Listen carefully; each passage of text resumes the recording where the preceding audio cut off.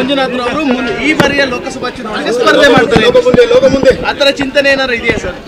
ಇವಾಗ ಏನಾಗಿದೆ, ಜನ ಮಾತಾಡ್ತಾ ಇದ್ದಾರೆ, ಮೀಡಿಯಾದಲ್ಲಿ ಕೂಡ ಇದು ಫ್ಲೋಟ್ ಆಗ್ತಾ ಇದೆ. ಬಟ್ ನಾನಿನ್ನೂ ಅದ್ರ ಬಗ್ಗೆ ತೀರ್ಮಾನ ಮಾಡಿಲ್ಲ.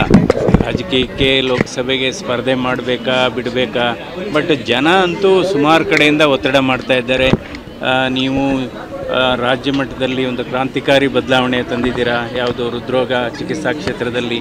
ಸೊ ಇದೇ ರೀತಿ ನೀವು ರಾಷ್ಟ್ರ ಮಟ್ಟದಲ್ಲಿ ಯಾಕೆ ನಿಮಗೆ ಅವಕಾಶ ಸಿಕ್ಕಿದರೆ ನೀವು ತರಬಾರ್ದು ಈ ಥರ ಸುಧಾರಣೆನ ರಾಷ್ಟ್ರ ಮಟ್ಟದಲ್ಲಿ ಆರೋಗ್ಯ ಕ್ಷೇತ್ರದಲ್ಲಿ ಅಂತ ಜನ ಒತ್ತಾಯ ಮಾಡ್ತಾ ಇದ್ದಾರೆ. ಇದ್ರ ಬಗ್ಗೆ ನಾನು ಇನ್ನೂ ತೀರ್ಮಾನ ತೆಗೆದುಕೊಂಡಿಲ್ಲ.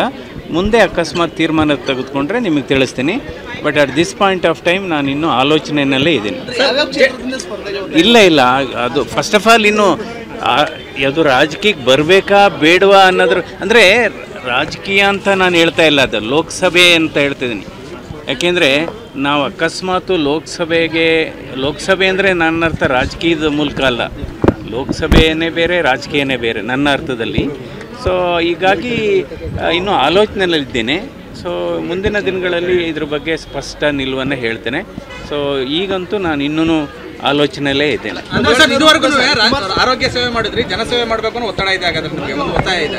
ಅಂದರೆ ಇದು ಆರೋಗ್ಯ ಕ್ಷೇತ್ರದಲ್ಲಿ ಮಾಡಿರೋದು ಜನಸೇವೆ, ಅಂದರೆ ರಾಷ್ಟ್ರ ಮಟ್ಟದಲ್ಲಿ ಜನಸೇವೆ ಅಂದರೆ ಸುಧಾರಣೆ ಬರತಕ್ಕಂಥ ಅವಕಾಶ ಕೆಲವರು ಹೇಳ್ತಾ ಇದ್ದಾರೆ. ನನ್ನ ಸ್ನೇಹಿತರು ಆಗ ಮಾಡಬೇಕು ಅಂತ ಕೆಲವು ಹಿತೈಷಿಗಳು, ಕೆಲವು ಚಿಂತಕರು ಹೇಳ್ತಾ ಇದ್ದಾರೆ. ಇದ್ರ ಬಗ್ಗೆ ಇನ್ನೂ ನಾನು ಸ್ಪಷ್ಟವಾದಂಥ ತೀರ್ಮಾನ ತೆಗೆದುಕೊಂಡಿಲ್ಲ. ದಿಸ್ ಇಸ್ ಮೈ ಒಂದು ವೇದಿಕೆಯಲ್ಲಿ ಪುಟ್ಟರಾಜ್ ಅವರೇ ಒತ್ತಾಯ ಮಾಡಿದ್ರು, ಅಲ್ಲಲ್ಲ ಅದಾಗಿದೆ ಕೆಲವು. ಈಗ ನಂದೇನಾಗಿದೆ, ಇದು ಕಾಕತಾಳೀಯ. ಈಗ ಮೊನ್ನೆ ಜ್ಞಾನ ವಿಜ್ಞಾನ ಮತ್ತು ತಂತ್ರಜ್ಞಾನ ಸಮ್ಮೇಳನ 15 ಜನರಿಗಾಯಿತು, ಇವತ್ತಿದಾಯ್ತು. ಈಗ ನಾಳೆ ಮೈಸೂರಿಗೆ ಹೋಗ್ತಾ ಇದ್ದೀನಿ. ಅಂದರೆ ಅಲ್ಲಿ ನಾನು ಓದ್ ಕಡೆ ಎಲ್ಲ ನೀವು ಅಲ್ಲಿ ನಿಲ್ತೀರಾ ಅನ್ನೋ ಇದಕ್ಕೆ ಹೋಗಿದೆ. ಬಟ್ ಇದ್ರ ಬಗ್ಗೆ ಈಗ 26 ತಿರ್ಗ ಮೈಸೂರಲ್ಲಿ ಒಂದು ನಾಗರಿಕ ಸನ್ಮಾನ ಇದೆ. ಸೊ ಅದರರ್ಥ ಇನ್ನೂ ಇದ್ರ ಬಗ್ಗೆ ನಾನು ಇನ್ನೂ ಸ್ಪಷ್ಟವಾದಂಥ ಯಾವುದೇ ತೀರ್ಮಾನ ತೆಗೆದುಕೊಂಡಿಲ್ಲ. ನೋಡೋಣ. ಇನ್ನೊಂದು ಚರ್ಚೆ ಆಗ್ತದೆ ಸರ್, ಬೆಂಗಳೂರು ಗ್ರಾಮಾಂತರದಿಂದ ಸ್ಪರ್ಧೆ ಮಾಡ್ತಾರೆ, ಕುಮಾರಸ್ವಾಮಿ ಅವರು ಕೂಡ ಆಹ್ವಾನ ಕೊಟ್ಟಿದ್ದಾರೆ. ಈಗ ಇದೆಲ್ಲ ಏನಾಗಿದೆ, ಜನನೇ ಮಾತಾಡ್ತಾ ಇದ್ದಾರೆ. ಸೊ ಈಗ ಜನ ಮಾತಾಡ್ತಾ ಇದ್ದಾರೆ, ಮೀಡಿಯಾ ಮಾತಾಡ್ತಾ ಇದೆ, ಮೀಡಿಯಾ ಸುದ್ದಿ ಬಿತ್ತರಿಸ್ತಾ ಇದೆ.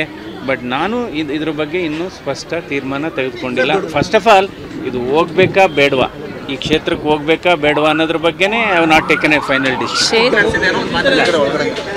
ಈಗ ಇದ್ರ ಬಗ್ಗೆ ಏನಾಗಿದೆ, ಇಡೀ ಒಂದು ರಾಜ್ಯದಲ್ಲೆಲ್ಲ ರಾಷ್ಟ್ರದಲ್ಲೇ ಇದು ಒಂದು ಮಾದರಿ ಸಂಸ್ಥೆಯಾಗಿ ಅದನ್ನು ನಾವು ಅಭಿವೃದ್ಧಿಗೊಳಿಸಿದ್ದೀವಿ.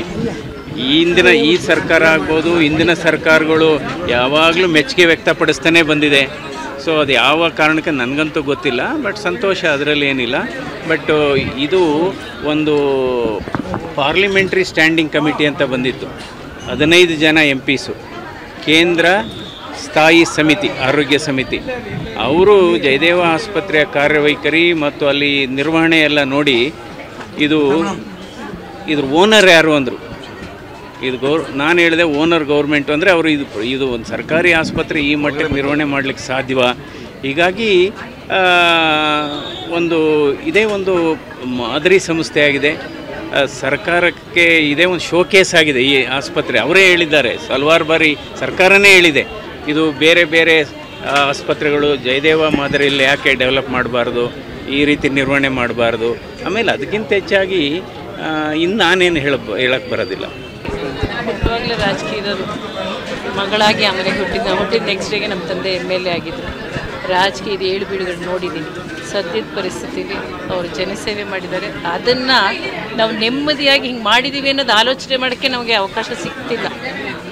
ಅದನ್ನು ನಾವು ಸಂತೋಷವಾಗಿ ಆಸ್ವಾದನೆ ಮಾಡೋಕ್ಕೆ ನಮ್ಗೆ ಆಗ್ತಿಲ್ಲ. ಪದೇ ಪದೇ ಹೊರಗಡೆಯಿಂದ ಒತ್ತಡಗಳು ಅಜಾತ ಶತ್ರುವಾಗಿರೋದ್ರಿಂದ ಸರ್ಕಾರದ ನೀತಿ ಬಗ್ಗೆ ಏನು ಹೇಳ್ತೀರಾ?